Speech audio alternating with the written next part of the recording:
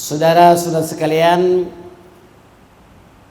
pesan Rasulullah Sallallahu Alaihi Wasallam yang ketiga ialah berkenaan akhlak kepada tetangga dan kasih sayang antara sesama insan. Sabda Rasulullah Sallallahu Alaihi Wasallam, wa ahsin ila jarika takun mu'mina.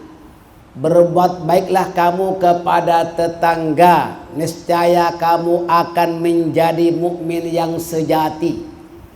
Islam mengambil berat tentang jiran tetangga, sehingga malaikat Jibril alaihissalam sering berwasiat kepada Rasulullah sallallahu alaihi wasallam tentang hak jiran, sehingga baginda menyangka bahwa jiran akan mendapat harta warisan.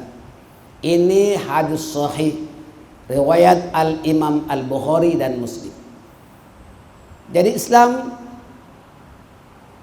mengambil berat kepada jiran tetangga. Seseorang yang telah mencapai iman yang mantap, tentulah seseorang itu memuliakan dan menghormati jiran tetangga serta tidak mengganggu mereka. Kalau mereka perlukan bantuan, kita perlu bantu. Itu diantaranya ajaran Rasulullah SAW. Bapak-bapak dan ibu sekalian, kalau kita mempunyai tetangga yang berdekatan, itu namanya tetangga yang dekat. Dekat pintu kita itu kita harus berbaik-baik dengan mereka, bertegur sapa kalau kita ketemu di mana saja, bahkan kadang-kadang ketemu di lift, kita perlu bertegur sapa dengan senyuman terukir supaya mereka tidak mencurigai. Kita tegur sapa walaupun kita tak kenal, bahkan tak tahu namanya. Kita jiran, siapa saja, sama ada jiran dekat ataupun jiran yang satu blok dengan kita, satu rumah dengan kita, kita tegur. Kita perlu bertegur sapa dan menunjukkan senyuman, maksudnya dengan muka yang berseri. Insya Allah itulah yang kita harapkan. Kita tunjukkan akhlak dan adab kita sebagai seorang muslim. Perbuatan baik kepada jiran tetangga dan menolong jika mereka itu memberikan pertolongan, bermurah hati dan tidak mengganggu mereka. Jika mereka yang mengganggu, misalnya jiran yang mengganggu, hendaklah bersabar, niscaya kamu menjadi mukmin yang sejati. Ini menjadi ukuran seorang itu imannya mantap atau tidak. Pesan Rasulullah yang keempat, wa ahibbalin nasi ma tuhibbu li nafsika takun muslimah. Cintailah orang lain seperti mana kamu mencintai dirimu sendiri, niscaya kamu menjadi muslim yang sempurna. Orang yang penyayang akan disayangi oleh Tuhan yang Maha Rahman.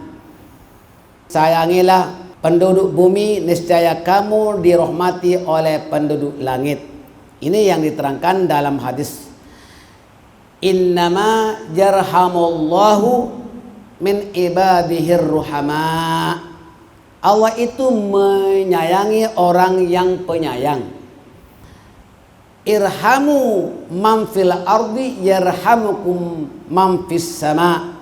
Sayangilah penduduk bumi, niscaya kamu dirahmati oleh penduduk langit, oleh malaikat dan sebagainya. Jadi itulah dalam Islam supaya kita berbuat baik. Bahkan dalam hadis riwayat Imam Muslim, Rasulullah sallallahu alaihi wasallam bersabda, la yu'minu ahadukum hatta yuhibba li akhihi ma yuhibbu li nafsihi. Tak sempurna iman salah seorang di antara kalian sehingga kamu menyayangi orang lain seperti kamu menyayangi dirimu sendiri. Allahu Akbar. Bapak dan ibu sekalian, sesungguhnya Allah Ta'ala menyayangi hamba-hambanya yang penyayang. Ini diriwayat Imam Al-Bukhari. Jadi orang demikian, inilah yang keempat pesan Rasulullah SAW. Yang kelima, Pesan Rasulullah sallallahu alaihi wasallam, la tukthirid dhahika fa inna kathratad dhahiki tumitul qalbah. Janganlah tertawa terbahak-bahak, karena sesungguhnya banyak ketawa terbahak-bahak akan mematikan hati.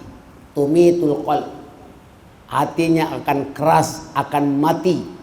Dalam pendidikan tasawuf, banyak ketawa itu termasuk sifat-sifat mazmumah, sifat yang tercela.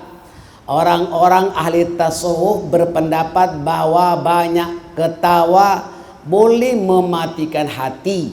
Maksud mematikan hati di sini ialah menjadikan hati itu tidak minat untuk mengingati tentang akhirat. Malas berzikir, tak minat belajar.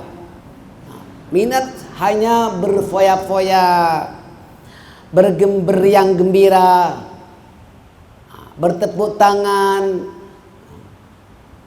hiburan saja. Itu orang yang ahli ketawa bisa mati hatinya, tak minat berzikir, tak minat menuntut ilmu agama, dan mereka itu suka bersukaria saja, happy-happy saja, lupa untuk mengingati akhirat. Wal'iyadzubillah. Orang seperti inilah orang yang akan mati hatinya. Saudara-saudara sekalian, insya Allah jemaah kita ini tak akan ketawa yang berlebih-lebihan, yang melampaui batas. Ketawa-ketawa juga, senyum bahkan diperintah oleh Islam, ya kan? Senyum diperintah, dengan wajah yang manis, bersapa dengan orang diperintah. Insya Allah para pelajar, kalau ketawa biasa, tetapi ibu bapak perlu memastikan anak-anak kita tidak tertawa terbahak-bahak. Lebih-lebih kalau mereka itu berada di tempat umum, seperti di dalam kendaraan, di bus, di MRT, ataupun di restoran ataupun tempat makan. Jangan sampai mereka itu tertawa terbahak-bahak. Sering kita dapati orang-orang kita, anak-anak kita tertawa di tempat makan, sehingga orang-orang non-muslim melihat. Dan itu ada 3 perkara yang memalukan. Yang pertama itu image orang Islam, artinya harga diri sendiri dia tak tahu malu. Yang kedua membabitkan bangsa dan juga agama kita.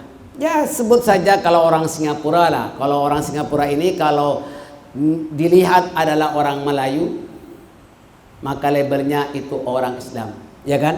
Sebut saja Melayu pakai songkok atau tidak, apabila orang Melayu labelnya Islam, betul tak? Satu contoh misalnya, sekarang seseorang itu pakai t-shirt biasa, pakai seluar, tak pakai songkok, oke, buka songkoknya, Melayu, orang sebut Muslim juga. Ini orang Islam, betul tak? Sebab sebut saja orang Melayu di sini, bahkan di sana, ya, sebut Melayu dia dilabelkan oleh orang-orang non-Muslim itu bahwa ini orang Melayu, ini orang Muslim. Tapi bukan di negeri sana. Di negeri sana ini kalau seorang itu walaupun pakai songkok belum tentu Muslim. Ya. Pernah pengalaman saya belum saya lupa.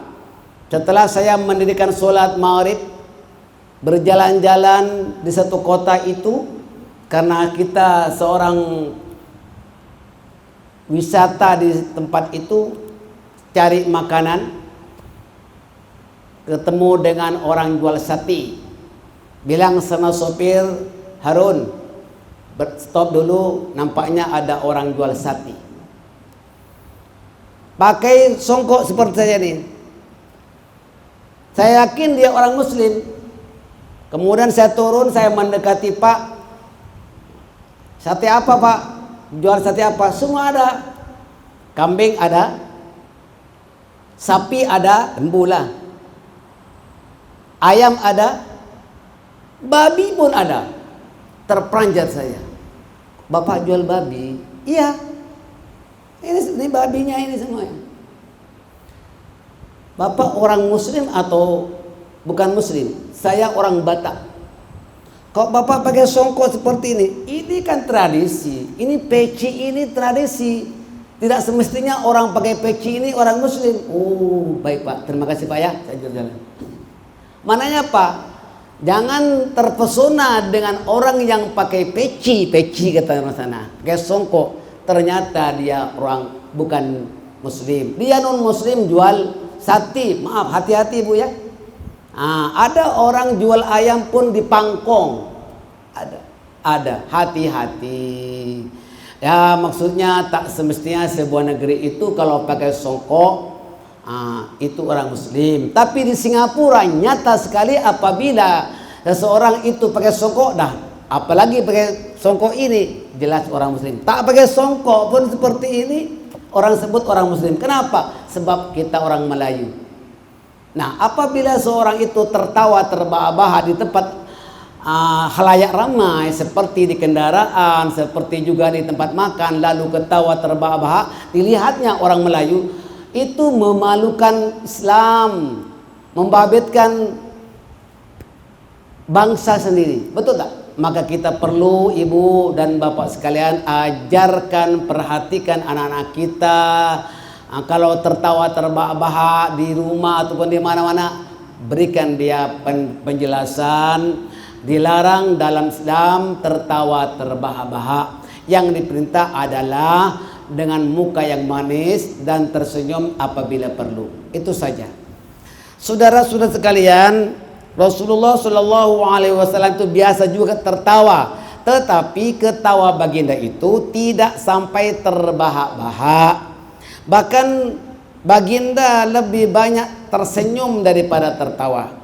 Sehingga Nabi pernah bersabda dalam riwayat Imam Al-Bukhari, "Lau ta'lamuna ma a'lamu la dhuhiktum qalila wa la bakaitum katsira."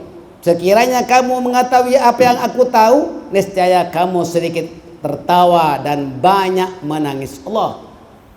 Ya bagi kaum wanita pula terutamanya sekali tentulah ya bagi kaum wanita tentulah ada batas-batas kesopanan dalam soal tertawa ini.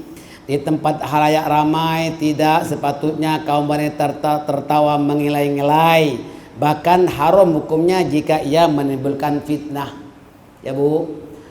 Laki-laki pun sama juga, jangan sampai tertawa terbahak-bahak itu dikira tercelah. Mudah-mudahan ada manfaatnya.